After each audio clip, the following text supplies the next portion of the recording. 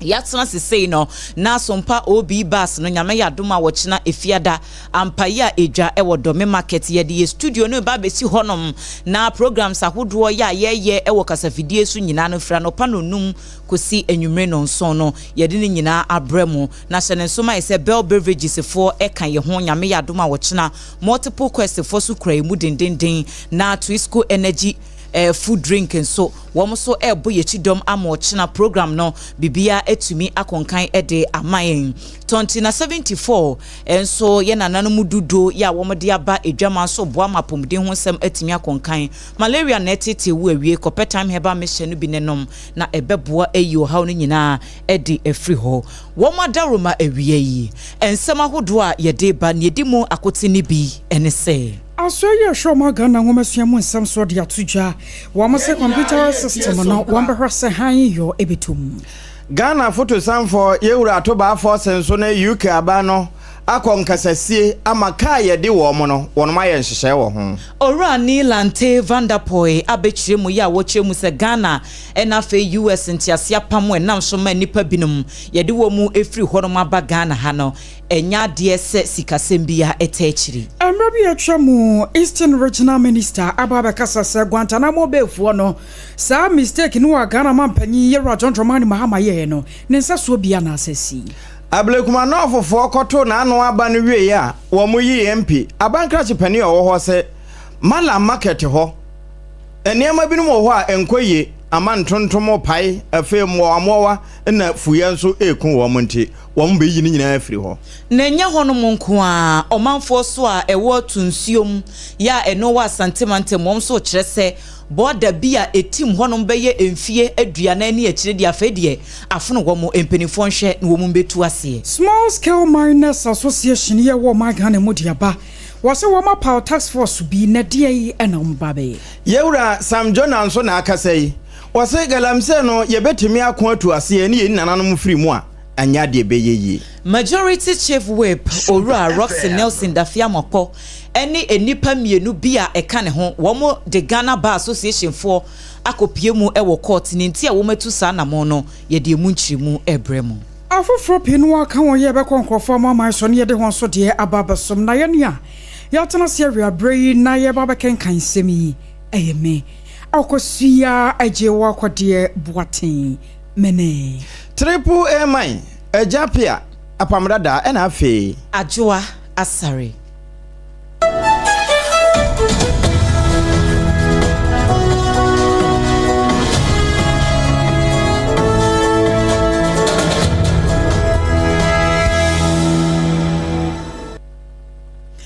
afei ansam ni nchemu ankasa enie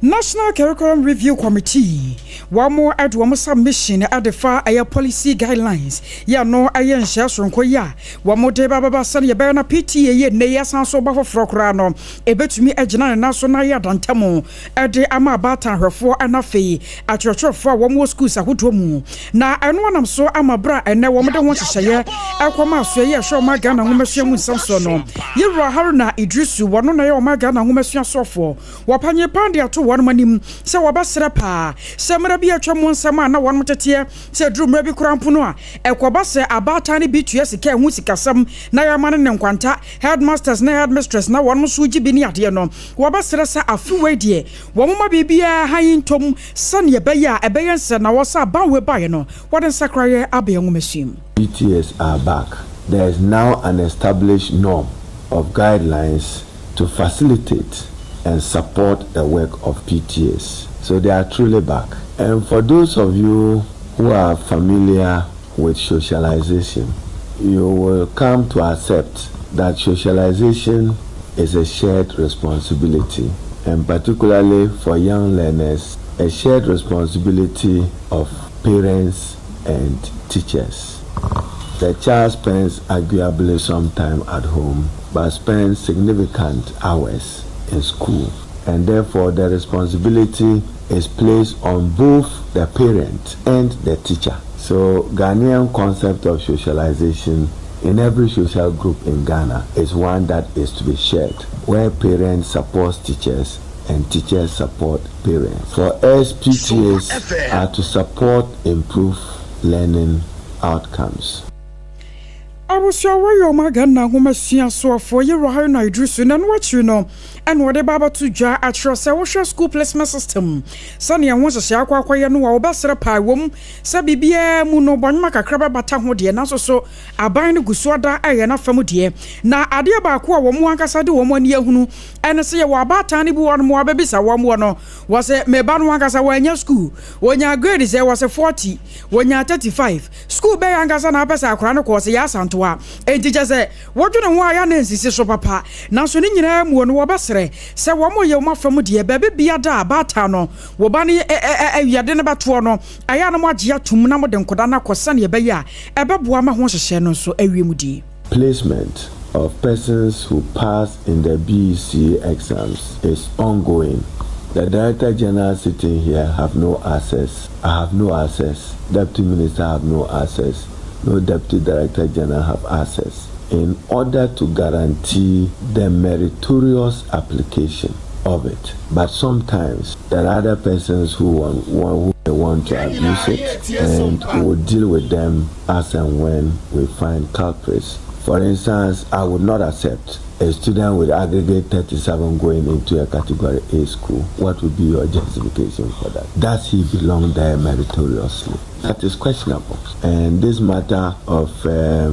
day schools and boarding schools, the Director General and myself met with the leadership of CHAS. We've asked them to give us a list where necessary. But to all this, it just says that government needs to invest more to expand infrastructure. Na krakra mo no ana tetena ni de ma PTA abejoko ya wan mo pa oye ne ho hyehye ya wode agu akwamu yewura kofi asare wono so adebato so etrose wo hye aban ne bo se won bayo mafam de bia sane ye baye sane aban ne pese o man no ye nwomesua ne kono akyerɛkyerɛfo ne abatan enso baye ne sa. Guidelines seeks to depart from the tradition of PTAs being seen as contributors of funds to the school. That is not key role of PTAs. PTA's key role must first be their involvement in decisions and their implementation leading to improvement in learning and learning outcomes. That is the core mandate of PTA. For parents want to see their children graduate from basic secondary school with improved learning outcomes. And so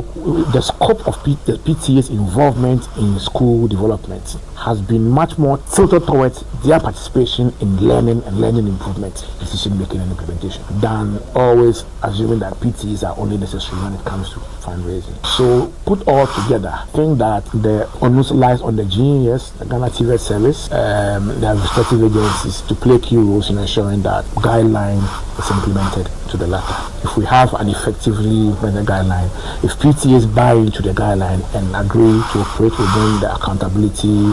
and then also the quality assurance framework. Abusani atenenkai aya yewura kofi asare wano ana woye PTA chairman eda abejoko a won mapawo se won hye no fa hye mapa engua kwam ne ho ene yefiri enwumasua mu a ma yenwura sikasem enne ntotoyem sabere ya wo hwe obi grade ya obeka se obi akatua wode kwa akoto bibi nanso wo sanso de apesuku yi eba Baby, I want more Sika Samuswa, Penny, I was down on you're a doctor, Atoba Forsen, Cassel Canadian ho. Na one yuka bino, one more contias, young ama, a kaya de woman, or my hunu be said a bene a beboyen, not woman so a beboon, said a bena one and a tron and a bunina and concocom, and one his majesty. Ya wano, and a bar, Jadin and Totoya, or peso, a webby mamuha, not one one's UK ni, Ura, John Humphrey. Ena wono kokohia nti sankomoi ena obeche say de ntiase aye adwuma ama 256 million eka na wo se yetua nanka wo mo twe no say wo ma ye ho nhyehyeye a ewo mu se ye deka de ne nso kwan ye befa so na yetimi yi ne kakra akra de afiri ho no enya de bebu Ghana komu we ya ye kan no ba bi ti se China nso kra no ye ne wo mo de ena afi France ndi se beye na saafo no wo mo mma meboye minim breko a na aduane hyemu no ena wo makosa antiase ngoma imu enam sa ya so mo wie no eye nti no watintim de akwa akoto ne page ho X ena wo chese we kura na enyansi yo wo mo no UK Export Finance you careful wo mu di nkomo se de beye na dwumadi ahodo edede animu ese wo mo so asene no wo mbekọ so aso asene enti sesei de wo ma ye ho nhyehyei ebeboa ama dwuma binum na ese wo mu di wo mu a yentimi nninwie no wo mo atumi ate won sa firi ho ebi abogatanga boko na afe polimakom ekwan no saa na wo mbesa ye konfanoche abaya asabia wo mo kire adokotafo ade wo kuma se santimantem wo mbeye ni yie ama na ya abefo atra modern kura atra modern enu achi obeche bi lamte interchange no ene afoforo ka ho phase 2 ene nso woron beyo ena phase 1 we de tema aflawo tempo no nso wo mo beye pa na wo mo ayene obese kama pa yi kuma se central market wo mbekọ ho na eno nso wo mo ayama na ba beye abafudwa enso ho enti sa nkomo nyina no wone His Excellency Christian Rogo ena wo mo tena se edi sa na chief director ya wo Ministry of Finance ho Yewura Patrick Nomo no wono nso ka ho ene afoforo bi a wo mo ka eyeyie ena wo chese we kura ensi yo wone Arab mpanimfo bi kura sa de ahia His Excellency Mr. Abdallah K Almosebia wo mo di nkomo ya sa nkomo ni nyina na yese wo mbedom aso yasene ama enema atimi akoyi na efiri na akoyi se bosia pa ye kwa akobo na nya bibi ne ye de ba bawe a ene ye be ye de pa se ye be bosia bo na yakwa akobo de abeto bibi adie enti eno sa no so wo mo hwe ni mo se emfie mienu ne fa enkran kuma se tempo no wo be ye ne motowe na akoba die no etime aye kama enti Yewura atoba afosen wono na sansemi nyina wiwie ye no wose de mo no se no ye mfa ma nti wotintim e de ato es no so a ekoba bia. National Coordinator Emma District Road Improvement Program ya yitwaniti awa efreno drip no eye Nilante Vanderpoy Edwin ekanidi hu na openyire no ede atu dwase aban gina ye ya wasi ya woni US aban no akontiase apam se womo a womo ti US abrochimemu ho na bia womo nkrata semu nkoyi na womo de su ne ban bia dia emfa US fo womo mramu enunti esese ye san bo womo ebaha no mu bienu ya Ghana abie ne ntaba mu se san krofo no nyina beji wo no wo se ne kwansoa eno no na we no enya de se sika bia ta chire se Ghana aban akwa kwaji sika bi e wo US fo ho nti no wo mo ye sa de no anampo se wo benya mfaso bi e de free sa adamo ya wo mu tu sika sem kwanso wo se enya de bibia sa wo ho nemu no we no ye Ghana se de ye yemu ye na se de yetimi gi ahoho ya ho giemu esu ni e ban na ekura ye free tete no eye no a enti na ban no etu sa na mo no na ye ka se de nipa be ye du na de o ma be pie mu wo Ghana he ho nsem no akwakoye bebira ye hwanim se emu be ye duanan kura no enche wo mbesa babiem na ensem de beto odwa no nipa dodo no a na akasa e de afa ho anura dom kuma ye wo mai emra hye bedwam wo mo friends em twofo nhyiemu wo mo asem a wo mo kanyina ne se wo mo de womo nka se bi aban empam obi emfiri krom ha na mmom no ye wo mra wa ha enti se mo pese mutu na mo bi sa sese nka mo de ba mra se bedwa fi ho ma mra se bedwa fo no tena se edwendwene ho sa de we ebeboa Ghana na emoa ye bedi atuma na ye nyintu anye bibia sa eno anse ye wo ha na ye te se aban no esi gina ye bia ete se no nti na se ama amanfo buofu a wo so ekeken kebi ekira ban no na wabra Nilante Vanderpoy ni semtwofo twetwe nkomo no wo se wo no de wo nyini no sa niema we ne wo honom ahohoje de e ya de bata Ghana ho enti we no ensese e ya de bia eye huhu kura edema omanfo. I don't think that this is to a way, as the minister said. There's no benefit attached to this. Ghana is not receiving any monetary or any other considerations in this. He's saying this is purely a humanitarian gesture, and I want to see it as such. Now, coming to the issue of the minority, we must not politicize this, because this will affect other people. Anybody, any of our family, any of our neighbors in America could be affected by this. And you wouldn't know if you criticize this. So assuming tomorrow people are being deported, and amongst the people, Ghanaians and other citizens of West Africa, will you say that as the plane lands in Accra, we should pick the Ghanaians off the flight and then leave the others on the flight? Ene ya yekoti SCA Edwin Nilante Vanderpoy wono ene National Coordinator Emma Drape Ejumekunu. I was also inquiring one on Amrabia Chamu, Eastern Regional Minister. You were set a champion and so at the Atuaso. Was a nanke new consent for my Ukura, dear young be paying. Nayatan and Penny Samada, Seria Chilcrano, and Magana for Yamshayabra, Guantanamo Before, Ebe Piamo, Awagana Memuno. Sadia, and then consent for Mino, yes, answer Queen Chi as a quack of the babium. Was a Wushamua. Na Ayagana Mampania, John Romani Mahama Korea, and Anatia Kunyasun Jazabapano, Wagwan or Doom. Kumfono asa wo boaye na so ne be wie kire no na de ode baba sense o man Ghana ye komu no na edwo hawo kase ana ebraye na so wasra pa sase ye be ya yemfa ho hyehye ma pa ebeboa Ghana eningua kwem. I think that this shouldn't have been a matter that we have to revisit because we had gone through this system before. My whole concern about this conversation is about our governance and international relations practice. And so if in times past we had a similar situation and people felt we didn't execute the international relations adequately and took matters for interpretation. I mean, I was hoping history will guide us so that if it is brought before us, we just get ourselves around the practice smoothly. Back in the day when we were in Parliament, and then we had to do, and so we had an enhanced cooperation agreement, which had started under President John Dramani Mahama. And then during President Akufo-Addo's time, it came up, but some members of the minority at the time were happy now that why were we doing all that we're doing? You see, this is a matter of concern, state.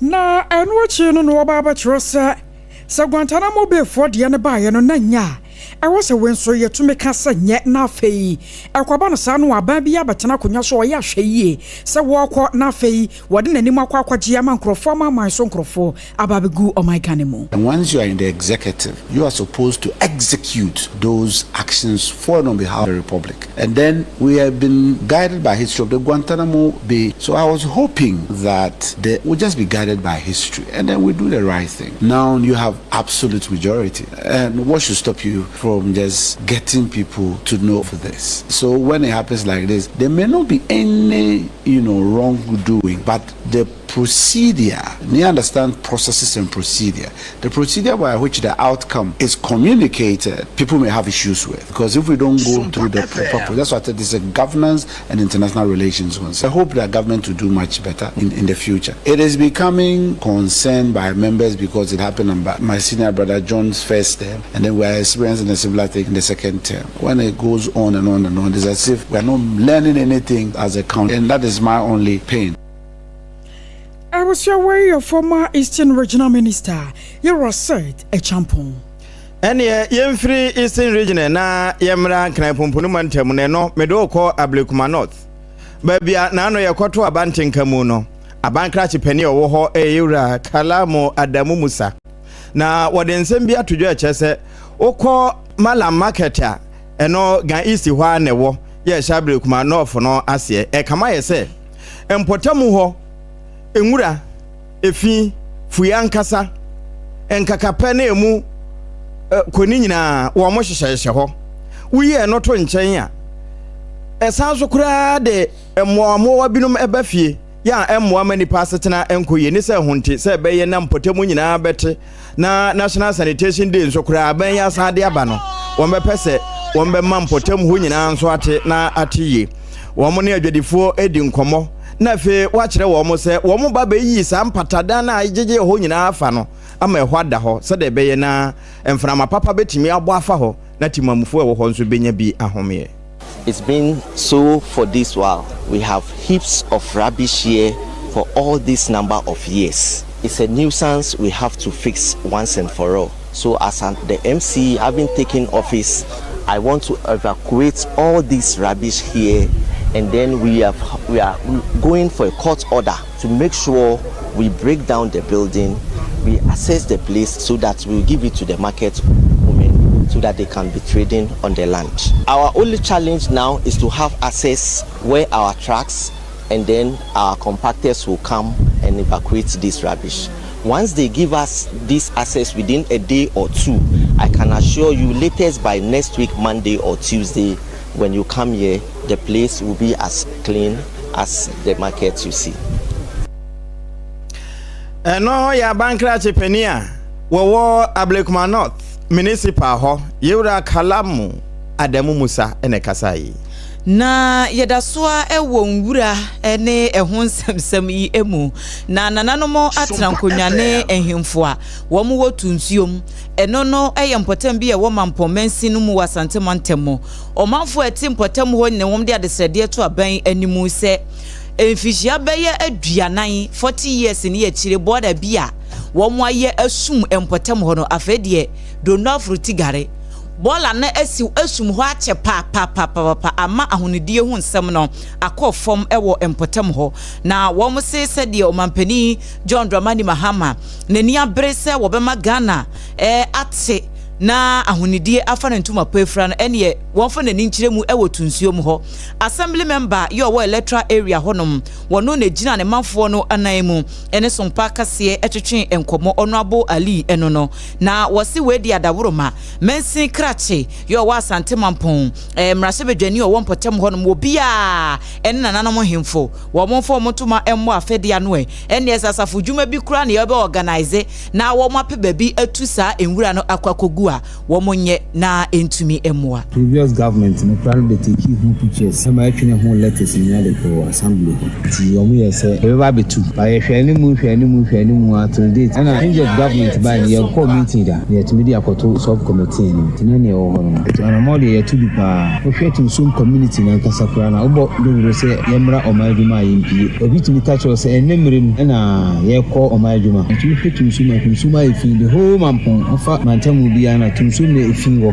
nti efingo tunsum ni se esuo to a voters ni nyina na convene fa tunsum nti se esuo to no bi di nwura guma na se bia bi atwetu na esuo to a ni nyina pia san da fa ha no nti edu ha na aka ha no all idea ntimi nka efise me kura de ye wo me beto ball yi wo ha abo so time Mahama first and ye pia ball yi sa de kokugu ase ho abo so na sisa ball yi de kogu ase ho na asa hipu sei no na chese assembly member ewo tunsuom electoral area eno no na Honorable Ali uba ye Facebook page no so na behwese de asemi aye ken yaye na esum ho no mpazesi ano bola no abehye kuro nu emfinfin na etu amena kese pa wo ho no mane side and side ha dwunesa na pomden ho nsem no ewo fom enti we de adabro ma empanifo wo mu etia asasafo dwo yesi a we no wo mu tu ni sa no en wo mo de kɔ ende emre ne nkrabia ene ebechire Amrana Krabia na betrebo so yekɔ ensamfofo mu Small Scale Miners Association ye wo maka na mu enso asase to na mobi na wo mana motu a won mutu nyina no ayese wo mo behase abompempe e wo maye nsuwa ane yakwa ebretuo ahodo na won mahwe wo mo a wo mo na mmara kwa so nkitankrata bia na so wo tu gala e wo maka na mu nanam so nti ama Small Scale Miners Association ye ka na ye de wo mudin aba bata ho ama wo mo yaje din bone na aka ho bi amanei one ma power task force a wodo se wo mo baba nantepa na nyasem ketwa enti aban no 9 mos eye one mo de no na Small Scale Miners nso eye wo mo de na ne nyina ka bom ayemu a sane ebe ya ebeboa ma aban no ko a wosoi se wo betu galamse ase e wo maga ne mu no ebetumi awie paye e wo mu na president ademakoyi ayora Michael Kwadwopepra wono ena ne central for di nkomo a wotu predwade ma na e kire se hwe womani abrepa efri na de kwesa bi onya de omba so sonfofo so amanada ne wo mo kwaye nam so nti wo mo ka de akere omanfo kikire no wo mo a wo mo bɔ mi fita du kunu a wo mo nya mo atwene kura sa galamse wo mba gya kiri die no sa mo nya hweye sansa wo mo kyewa emra no ne obedi. Anybody that will be found in a forest reserve is an illegal miner. Anybody who is using a transfer machine and is working on the various water bodies, they are all miscreants and they are criminals and they are, let's say, illegal miners. That is why we have taken it upon ourselves to charge the fight, to augment whatever is honorable the sector minister has achieved by inaugurating the Blue Water Guard. So we are only going to augment what has already been done and also provide assistance or information when they need be. I was showing you a Small Scale Miners Association. Yeah, I want my Ghanaian president or Michael Kwadwopepra. Small Scale Miner ne de emra ema wo mo ho kwan na wo mo no edi mra so na emum ba ko no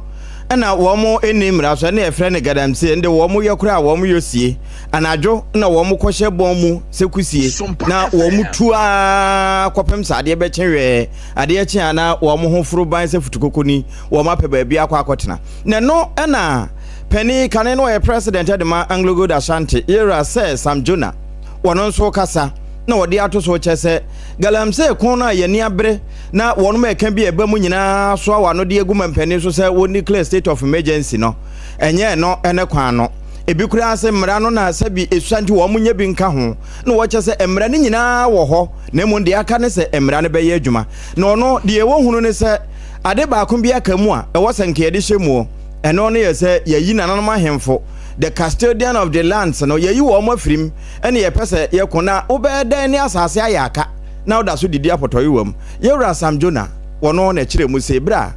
Wisconsin University for a friend no don't mind in forest reserves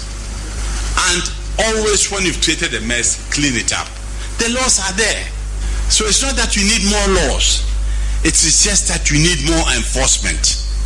And you can only enforce when there's an important element that is missing in all of this, and that is the involvement of traditional leaders and the community. Let me just give you an example so I drum home the point. Kane President Edema Anglo Good Ashanti say Sam Jonah ene kasa ye bra University of Wisconsin for friend no e wo mo dwumadi bi ho kwan e be fa so galamsey ye be ko honkomo ene obi esa asemi so wo ensemfofo emuno majority chief whip onokro ya eye South Daimra sebedwani Roxen Nelson dafia makwa onu nyamfo ena wono ene aloyafo mienu bi a eka ne ho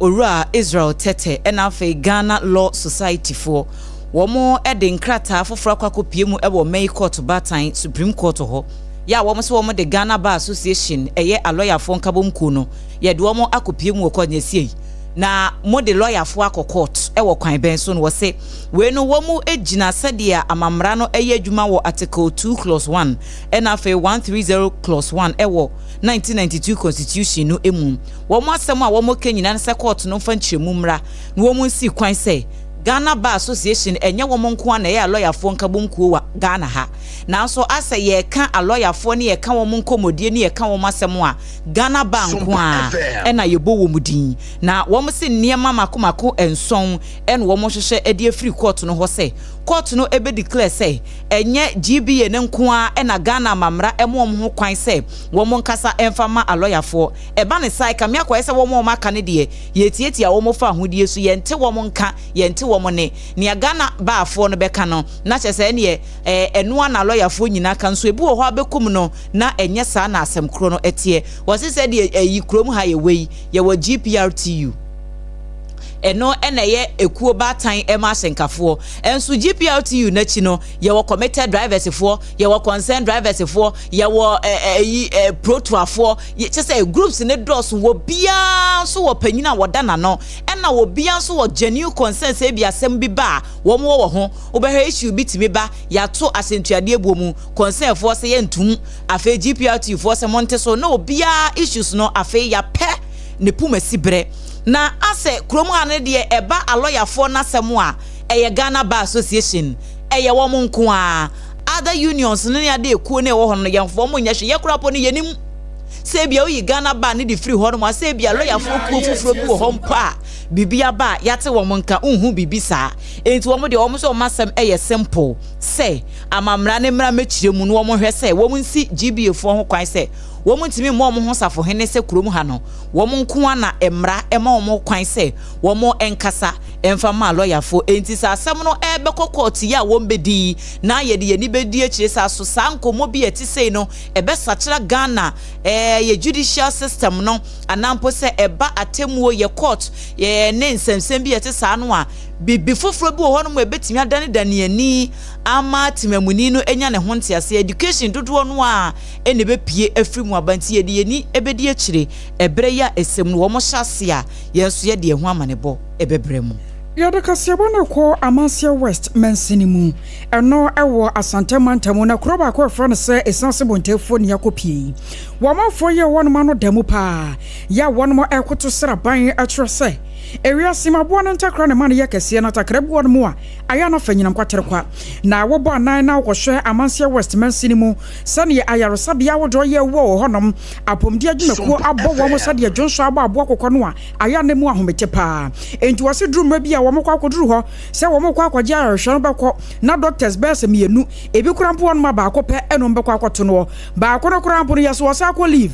enti aya ne mu nsɛm no ne kan wakɔ akɔ bibie ho anam so amanana no ahemfo empanyimfo mu ka biewom enyina de won ma no atom atrasa de aduru ne de ade saban bam na wo hwasa ne bɛya ayaresabia adehye won mo mawie schools a ɛwɔ se won mo kɔ ayaresabia wodo no kɔ yɛ adwuma no yɛde saafo no nyina bi ba na Amansia West so won mo nsatumi kan won mo de na panyipa ba ko ya wono kasa ede ma ohene ya wono ewo sanse bontefom ejadwon ene nsamtrofo ekasa ya sadeswedie wo pam ede choisi hospital asmaya na kan no ampa edimu pa na akɔhwɛ hospital ya mansufuei alawroma yɛsi ho mu no a nanka etimaka yɛ obi kura yare won kawe kura no obi tumi firi wa ba nanso so ade ba ko tusi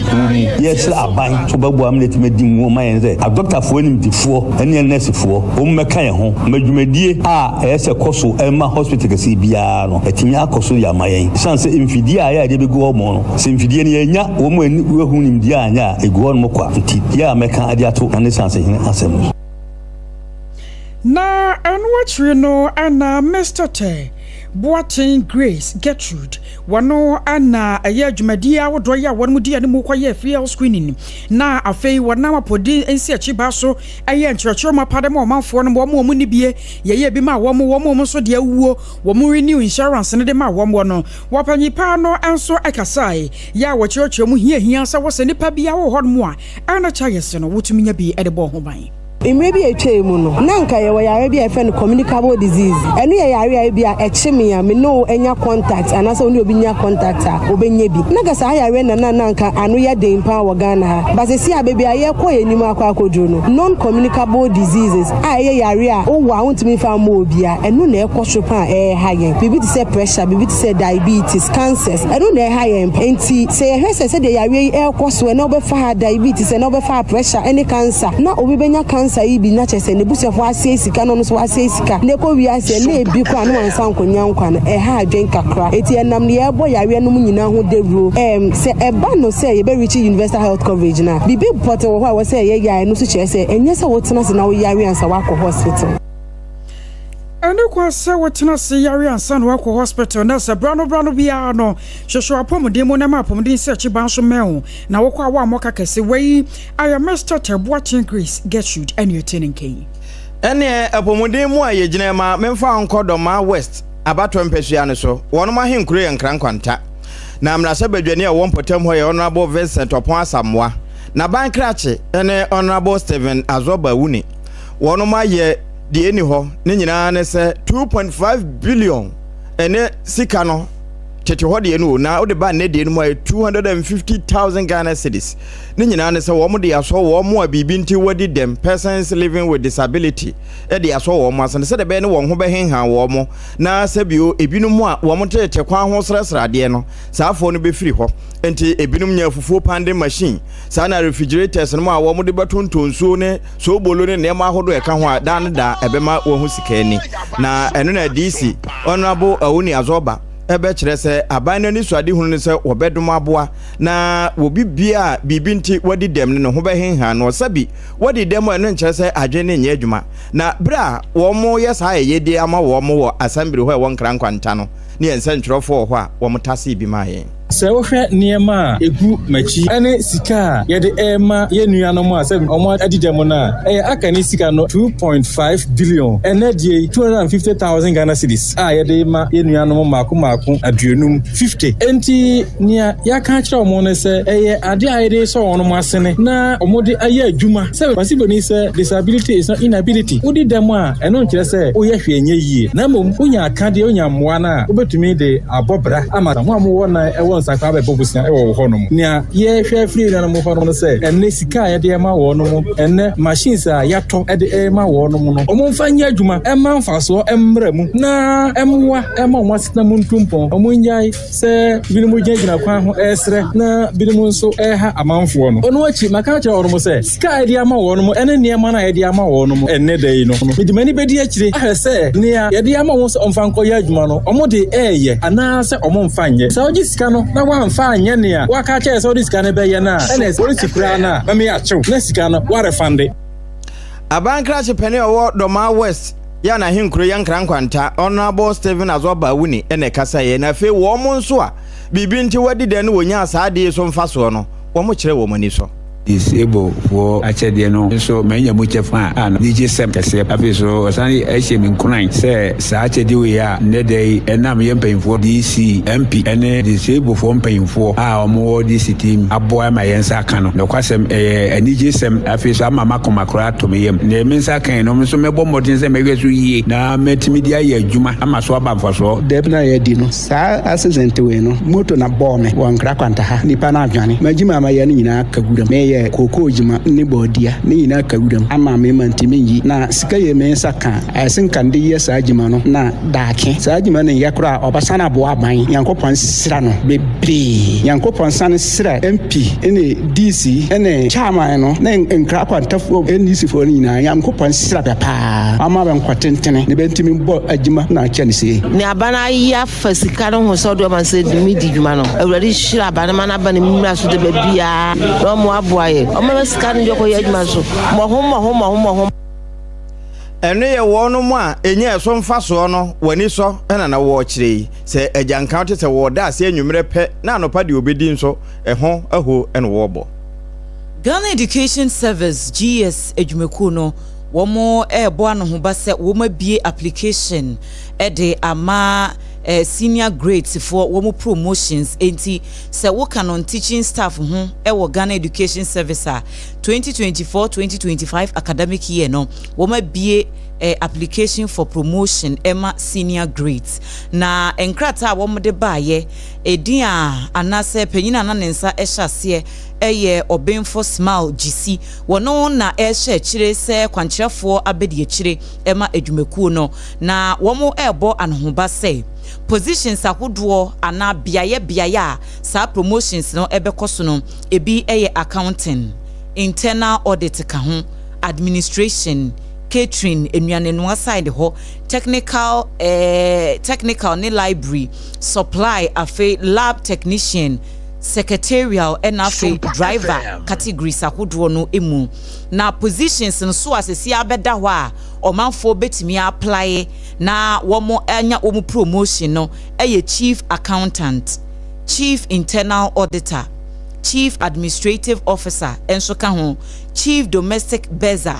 chief technical officer any positions na dosu bebre principal private secretary, chief supply officer na fe chief driver ne dodo no a ni nyina ye positions a abeda ho no ma wo ye adwuma se non teaching staff e wo GS a me pacho betimi apply na wonso wapeja wudi bre ni mu kakra na enhyehyɛ kakra wo ho wo mu ekire mu ese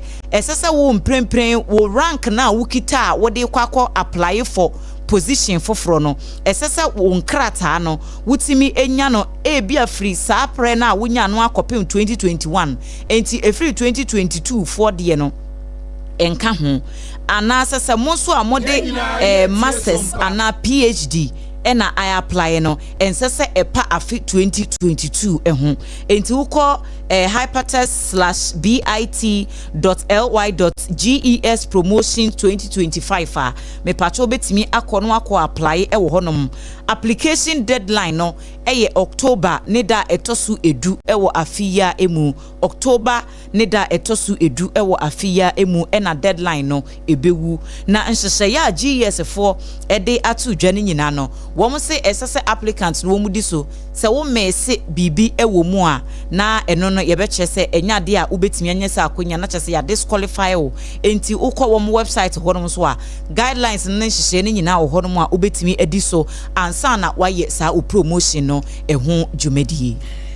Oh, Terry from Tobacco Sebo for SOMPA 106.5. SOMPA 106.5. Na I was saying in Komoka Crime. 2074 T74. Iron and Anumudu Niji Sam Yasan Swako Fadia Bapium. Now winning Dudu Anas Yakadia Chona Hamaya. And in Ubrano Niaga Kandia Bomu. Na Yadia Yadudono, not just say at Amabi Bia. Aya kama. Enti Uhamua. Yana Nanam number one Munini chat Sansa Yadia Shromo. Yadia Jane. Na enunti ane yasan so akwa fadia basansa sanko for we yinchi wonya bia wahwie yase 20 na 74 T74 20 na 74 T74 edwama so ba bia enye na tiemi ai wo bia homi ya pampan de akire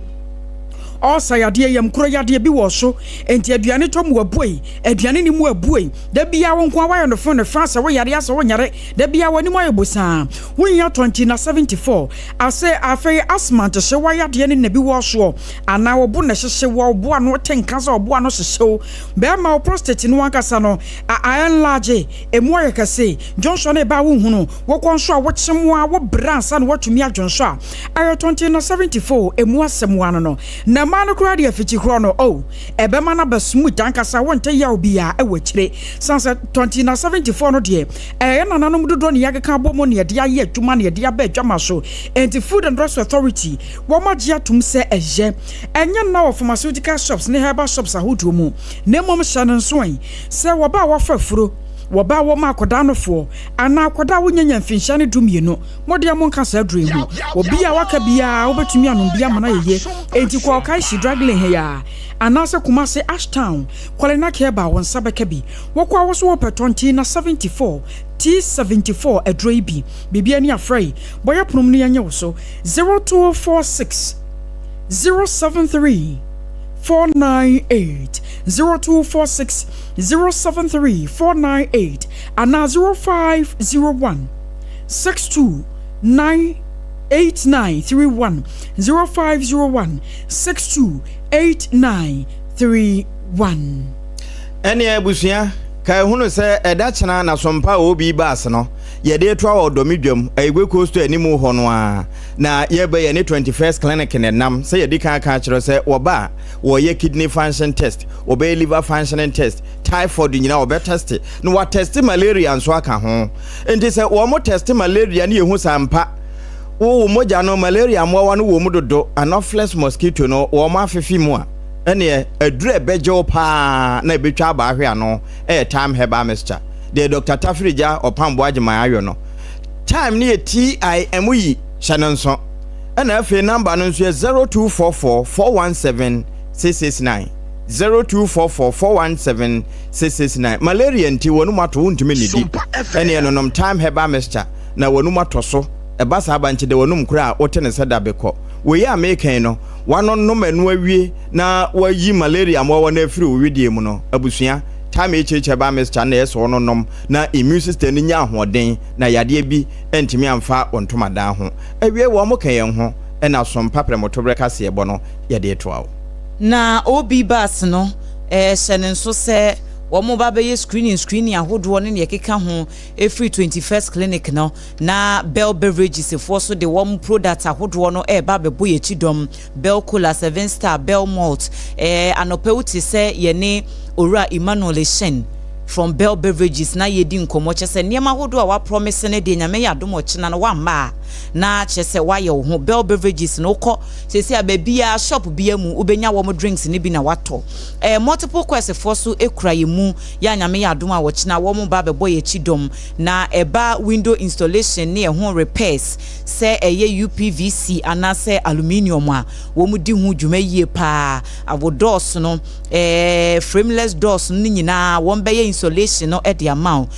burglar proofing say bia why wo dan no na esese wo bo ho ban ye se de be ya kronfo entimi ma ho ni nyina multiple quest for wo mo eye ho adwuma wo mo wo isla trade fair echi ho no mo wo chado eho na obehunu wo mo number no 0243178910 0243178910 and 05440 66666 0544 066666 eno multiple quest for saran so ena Promacedo for ede Twisco ene jena fe yam vita aba edwama so me patro yam vita no eye infant serum nkoda aduane pa ye mu ode uhwie bi gu cap mu na de ensuo kakra efrafra de na ode ama akoda no eboa nnuan no dodo no empanifo no kura ebidi ne denti no wode ma akoda no kura no won wankasa tete ahye nanum ham sanse vitamins ne zinc iron calcium ni nyina ye mumma ya wonya bi na wode ma oba na eboa ema na pomden ho nsem no etimi konkan FDA fo agye atum se eye okoba bi atonton koda aduane bia wo so payam vita eyade se obenya bi wo madaroma ye dane ye hu sima ye ba ensem a ewachire ene doso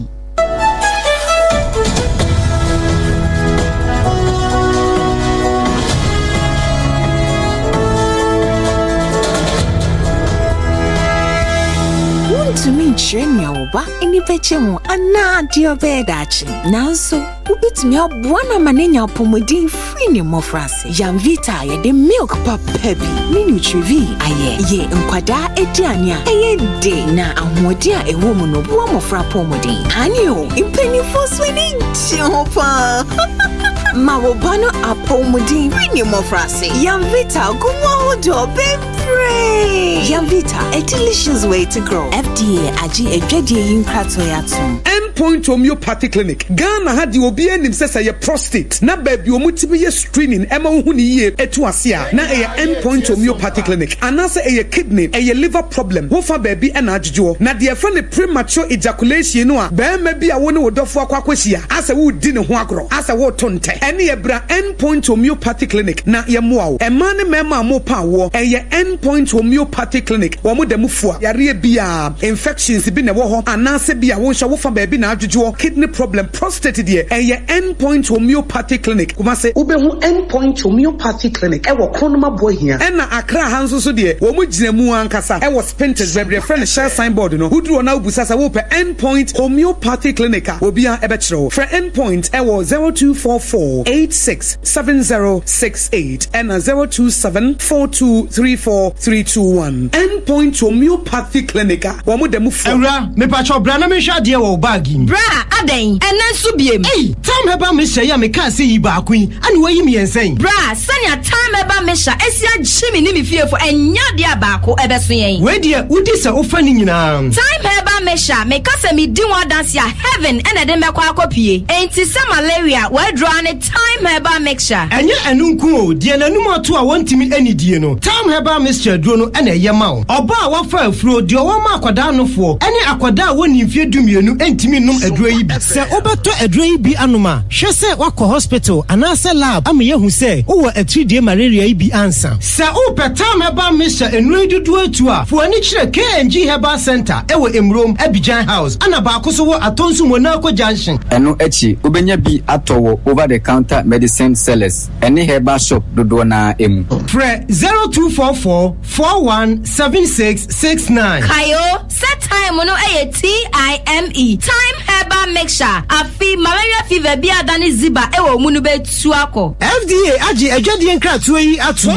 Tontonte. Yenum nsane e fadwen. Ne e fadwen mpa. Say na nanum se brebi beba ama tonti na 74 opa ye ne simple. T74 abeye adru. Tonti na 74 ana T74 asa twe yadwene esina nanum dodo so. Se de na dodo bua ma nanum enyare basabasa no sa na tonti na 74 ana T74 ebua nipadua no. Emo immune support enti obi onum bie no abre bia ne ho den. Tonti na 74 yi nso yaye no se nsuo krokro wa kama enti ba bia wonam bia obetimi de wade akọ. Samene wa anka fi na ekroyi eda no nko na wie ye wa bra mennom T74. Se mennom tonti na 74 menya hoɔden mennom ne da bia. T74 yi eye hahama ene ye de aye na DHC ena aframa na ye kama sa no. T74 ahoɔden ni apomuden ko a. Wokɔ pharmacy ana ba bia to nro bia ubenya tonti na 74 yi bia to. T74 yi enye ma oba wa fa afuro ana obi a ɔma nufo ana se obi a onya mfie dumienu. Etu phone 05016289931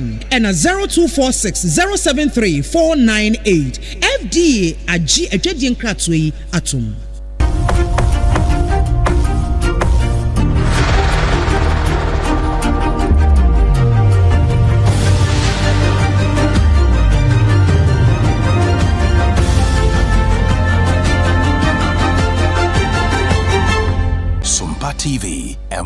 Ketriampa. Abusiadamu asesamotwa yeyatoa ensam no so bema bu abasa wopon ya wo ababio ejas hene ya wo doma traditional area e wo bonomantamu na wode ato ban no wani mo se krobia mu hia kwan na so wo ba sonwane edi wo mu ababrekum ne doma no a wo ma kwan no mu hia ne papapa endisa ban no pa big push road infrastructure development project won to mano na wo mbasra ban se ene no sonwane de babrekum wa wo mu abadoma no anka kwan one munya ne mienu an sane ebaya ebetumi aboa sanse wo hwemu a saa kwan no eye busy road pa ya aka ahyan awodo ya efaso no enya sem kuma nam so nti sanka ban no ye bi ade aboa anka wo mo betumi ahenha wo mo na ebra na wo mo epa o DVLA wo mo office won to makura awodo ma ahenkro no ana nam so ma ba maboa basa wo pon yawo ababi o jase hene wode nsemi eto abayenim me say saa je we na ye buta kasie na no mamai awunyira edimo akutene kese na mo ke do mamai na eso na ewka hontite se license die ani ya ka no ye pa ye bre ansa na ye saka ye ya ni ye pa ne se yutu pa free ha ko sunyan ko du sunyan na ye mie e sa ne bi akonkran ansa na che ye aba ha gune ti e no mamai de senne ye bebie sa office kesi bi wa ha na etimi aye tutuye wo mra no na no mo amoni ye kwa na ye fa so ko sunyane eto aso ko kuma sisan to aso ko be bi akeka kenye na no ya so ani papa sa na ye pe ka do mama ye ni be je won se anya hwe no ofiri ha kwesi sunyane de ka ye nche kwa no mienu na mo fra ndo wo tra ye bi tima fa so a emfa esani bi ama think about DVLA is that Nagasa anono akwano ana jase hene esre no ntiwe no dual carriage no nada no double track ne nyina no akokwansen krom na no achi no Ora Julius ni kwekote wano aye chief executive officer ADWOA DVLA wapanyipa no so ekasa kakra editwa so Nana, thank you so much. But one thing about DVLA is that, Nana, if you give us big land, we'll give you big office. If you give us a small land, we'll give you a small office. I've told or said to my deputies, or those in charge of operations, that in this very office, the people of Doma must work here. So I think the first appointments we've done came from the MP and the traditional rulers as well. We'll continue to engage you. We'll continue to give you the due respect as traditional demands. We will do it for you. So as we also wait on the land documentation and the size of the land, and now we plead that it will be extremely big, so we can also build a fitting office for you. I was your way Ora Julius ni kwekote ne kano Chief Executive Officer DVLA. Ene wanya ka LA de mamemfa NLA wo mo nso de ento aso lot of try to offer lot adwumaku no Penny kwankyerefo akane no woda no ewura Same Ewuku na Samuel Ewuku na ekese se for first state for be ye interview bi na kama yese enkoma wo mu di ye nyina no eduru se wo mu publish ama mansa ya tibie no wo mu anya se sompafo wo mu titi bi firime yi bi firime wie na asam na nkasa yese kwa abonten no de ekoi na ento asomu ni nyina wo ka e de akyese eno no wo be ka ni prince entwaye de ntia wo ka ni se ne se wasanana na etoso dedu ena nwotwe no wose womo ede ensembi babonten publish ni nyina efa NLA womo Caritas Lottery platform no eho de ene ukuta ofun a utimi hyedemu na watwa waba ebo a ne yasande usika amawo ewo phone so no na kwan a for first state for fa ho ede kokodi nkomo no ekowie na asesa asem no se de etie kura ene wo chese one day can a prem fase sabio wo hu se ye binu na hyehyɛ akire na wo mpese wo monwono korawa bi ede hye wo monsam abranye sa nete na sa Caritas platform yi ebaye no amebo akora wo hwe wo musika na nka wo mboaboa no etimi boa ye ma 11 million 2021 base 2024 nko a de boa wo mo ema adwuma ne timi ko animu no enti se obi ka na wo ka ne se de ye ne de ana se de sabio obi kire ne kurafuo anohye a eno no na emwa emma mfaso wo se ba so ma timamufo no wonom sentime nka enti won de aka se enkomo bi a etise no se nya sompa so na abete a ya enyini Yede kase bono ekowie amanone na enne yawo ya ye kasei ukọ Seychelles mino emu a abatuo egusu a ekoso wo honom dendenden ya emprempren mampanyina wote adwam Wevel Ram Kalawan wono ena neni abre dendenden se wobesan edi enkunimu biom na wompene ema manyoko fufuro biara wo mo kira sa manyoko no a epese eba no emfihia beye aduana ne akire de na sa manyoko no ena edi Seychelles so kopim se wono Wevel no woba ebetoa adwuma no eso na Seychelles no eye krobia ewo Western India ocean no empotem honum baby ya womo enya investment ne bambo security operations free India China Gulf states ne miame yahudo bia etete sa na mampanyina wote adwam sesi aye kasai oye kane Anglican sofu panyini kese pa ewo mpotem ho wono na ese pre ne second term ya eno no eye emfie num se de Ghana ha ye de 4 years no womo de ne 5 years wo se pre ne second term se de be ya obetimi aboa na wo kiremu a uko sa empotem honomu a aban dada no niema hudu bebre no woma enkoye corruption ketase shepre ne kankan no boni hu dwumadie ene niema hudu bia emfa mpuntuo emma Seychelles mino emu enu nti na nani abrese wo monsan ento aba emfa ma ne biem na wonto ne dwumadie eso enipa dodo no aso ene ka ho abato no wo mu ko bia ye kirem se empotem ho gospel singer bia wagidi pa ya ye friend Robert Mumu wono so eka race no ho ena Jumaini ba ko eba businesses aye chiremu wo businesses pa ya e friend Marco Francis wono so eka ho bi ena kane tourism minister ewo empotem ho Alain Saint Angie wono so ka ho bi en wo mu ko race no na fuam yensantem ene wo mo hwese abato no bibia be konkan na afi wo mahunu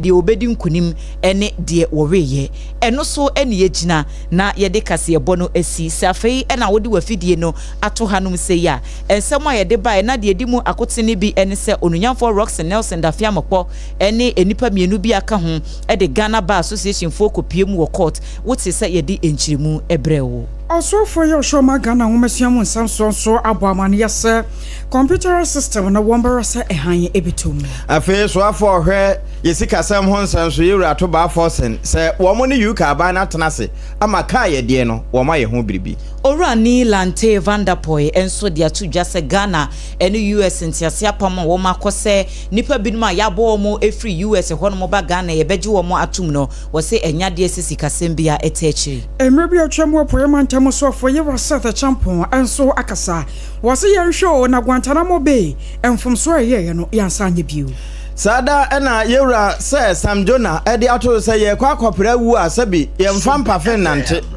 galamse ko ye betimi akono ye yina nanom ahemfo firi mu a enye yie na dodo no a eka ho ya SOMPA OB bus nyame yadom ochina ye ba dome market wo mu ekuraye mu Bell Beverages for ne eba bebo ye chidom odwumadie na se multiple quest for so ena fe promasido for wo mu de yam vita aba edwaman so time herbal mixture enso eka ho 2074 ebo amapom de ho nsamatimi akonkan wo mu nyina eboa yen ena wie wote se ye de kase ebo no free SOMPA 106.5 FM Accra ya ye de bro efa kumasa SOMPA 93.1 takwa SOMPA takura dite chima isunya nkranza doma afa Kingdom 106.1 womankesim ena afa social media platforms nso nyina nso kasebo no etwegu hono mu a wonso wuti bie akenkan for ya yede ensem no ebremo ADWOA ASARE enimidi mene akosuya agyewa kwade boaten ena triple man ajapia APAM DADAA ye kwana mobro wasem obia asem atwa so